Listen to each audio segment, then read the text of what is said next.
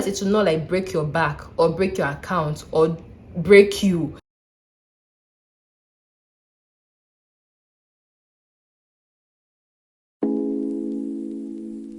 Hi guys, welcome back to my channel. My name is Zainab. If it's your first time here, very much welcome. I make videos on medicine, lifestyle, and now advice videos. So if you think it's something that you're going to be interested in, then please keep on watching. So today is going to be like almost a part 2 of my how to make friendships video. This video is going to be about how to sustain the friendships that you've had over the years or you plan to have over a long period of time. Now, important tip before we get into the tips: friendship requires 2 people making the effort. It's a 2-way street. It's not a 1-way street. So no matter how much of these tips you try to implement, if the other person is not trying to meet you halfway or even at all, it's not going to work. It's not going to be something that will be long term for you. So please keep that at the back of your mind, that these are the tips that you can do on your own part, but at the end of the day, the person that you're trying to implement these tips on also needs to put in effort. It doesn't have to be the same effort as you are putting, if that is okay with you, but the person has to put in some kind of effort. So with that being said, let's get right into the video. Now, number 1 is communication. I think we've all been hearing about communication since forever, but communication is actually my number 1, because not necessarily about talking, but another thing that's important is the mode of talking. Now, every friendship is different. There's some friends that you talk to every day, there's some friends that you talk to every week, some every month, some every couple of months, some every year. So I would say determine the frequency with this said person. So not the frequency, like how often do you want to be speaking to this person, or how often do you want to hear from this person. Another important thing is the mode of communication. Now, an example is I'm a texter, but my best friend is a caller, and I don't really like to call. Like, I don't mind calls, but I can call you almost every day. But my best friend, she is a caller. So the thing is, she calls more. She calls me more, but and I text her more. But however, if like a day skips or 2 days skips and she doesn't call, I will be the one to call her. Or a period of time we're not able to like communicate through calls, she will actually try and text me. So it's more of like a give and take. Like, she calls, I calls, but to be honest, she calls more than me. She texts, I text, but to be honest, I text more than her. And this actually works for us. Like, there's no issue. So find out the mode of communication that works best for you. Is it through calls? Is it texting? Is it FaceTiming? Because there are voice calls and then there are video calls. Figure out the one that works for you. Another one for me is actually iMessage games. Like, that's actually how I kind of keep in touch in a way with my friends I don't talk to as often. I play like iMessage games for like 2 days straight. Then after the 2 days straight, like, we cannot be like, oh, how far now? How are you? Some people, it can be memes or like funny stuff on Twitter or Instagram. Like, that can be your mode of communication. Just at least check on the person, just say the person is fine. Then maybe after that, you can now like try and have a conversation with the person, like, oh, how have you been? How is it going? But try and establish a communication style that fits both of you. Next one is be present and thoughtful. We all have busy lives. You are busy, I am busy, they are busy. If someone is truly a friend or a friendship that you want to keep long term, you have to try and be present and be thoughtful. So you guys might not talk every single day, but let's say you guys talk once every month or once every 2 weeks. In that moment you're speaking to them, be present. That's not the time you should start thinking of one random thing, or start talking to your neighbor, or start talking to your roommate. Like, I know it can be hard, or start thinking about work.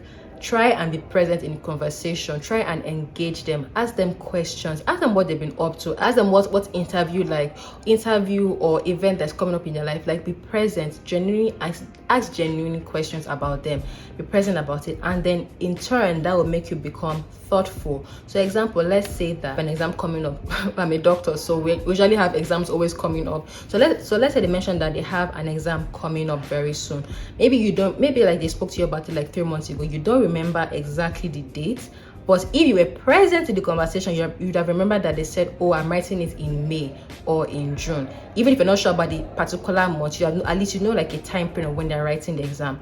Closer to that time, you can ask them, oh, how far now? When is your exam again? They'll be like, okay, this is the date. It's fine, honestly, you can still forget, but at least now you know the exact month. And you might have an idea of like the week or the day. You can know if it's early, middle, or end of the month. Then when it's now closer to that month, you can ask, oh, how far? When is your exam? They can tell you this particular date. Then please keep it in your head and know the exact time they're writing the exam. Then after the date of the exam, or during the date of the exam, or before the date of the exam, you can just ask, oh, how far now? How is preparation going? Or if they're waiting the exam, be like, oh, how far? How was the exam? Even if it's not like that day or that week, maybe the following week or 2 weeks after, you can just ask, oh, how far was your exam now? Hope it went well. Like, be genuinely interested in how the exam went. So you have, so for you to, and because this thing, it might seem very little, but it goes a long way. It really does. Like, but they'll never forget of how you made them feel.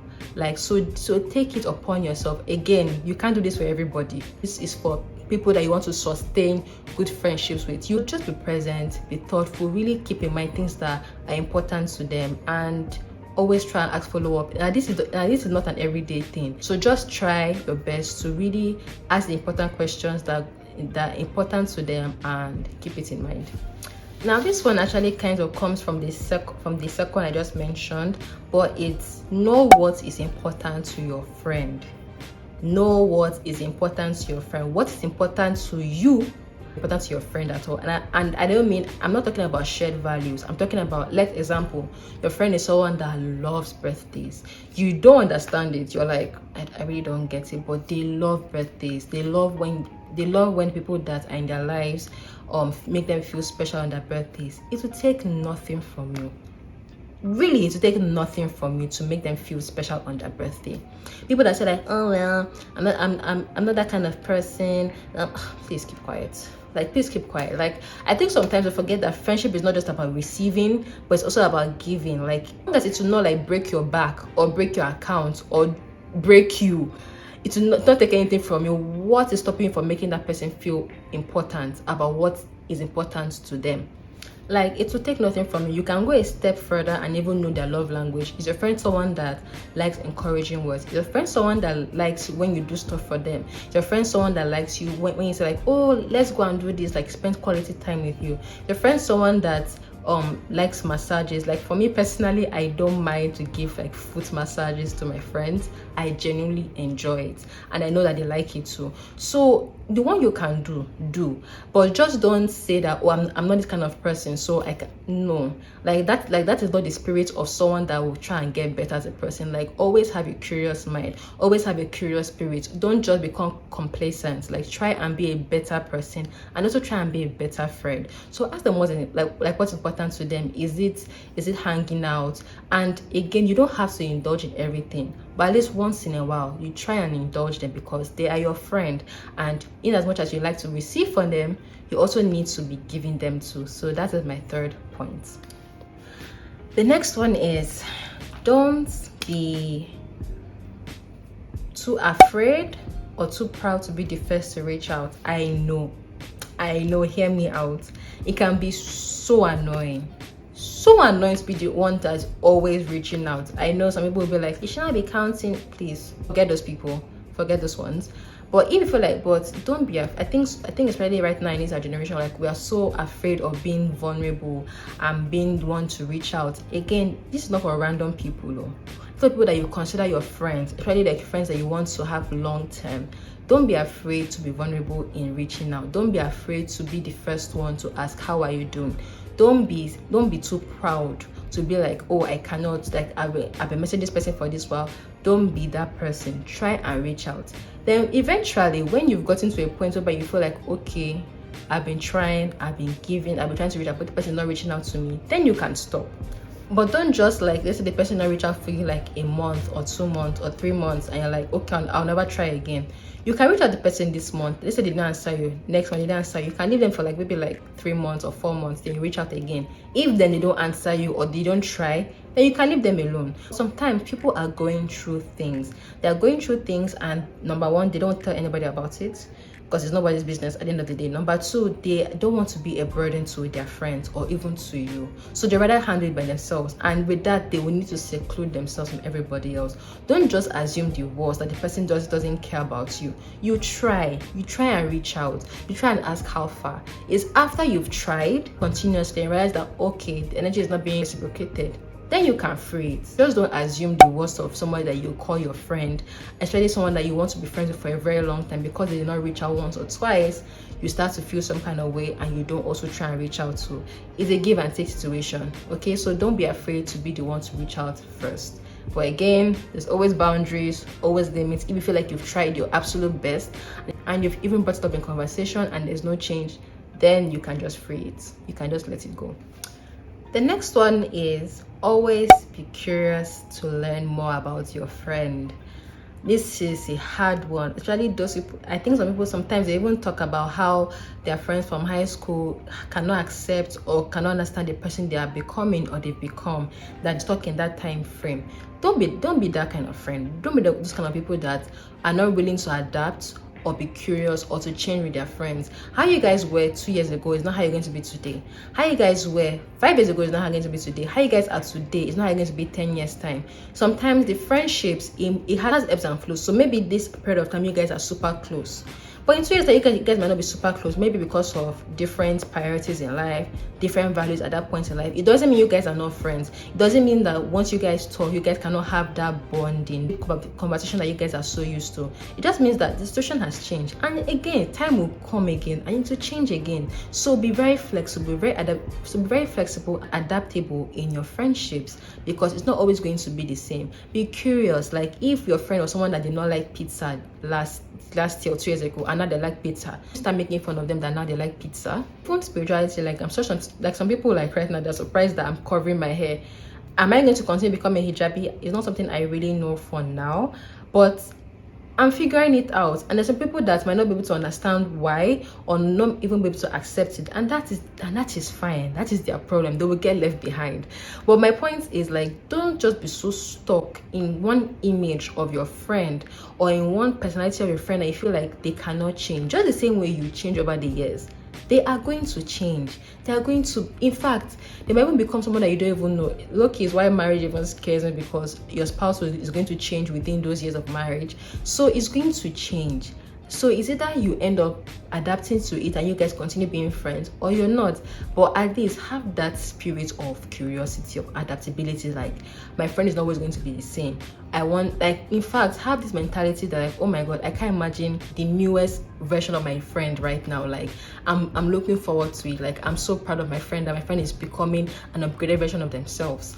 Like, don't you want friends that you're proud of? Don't you want friends that are like, oh my god, like this person had serious anger issues like some years ago, but right now they've become so zen?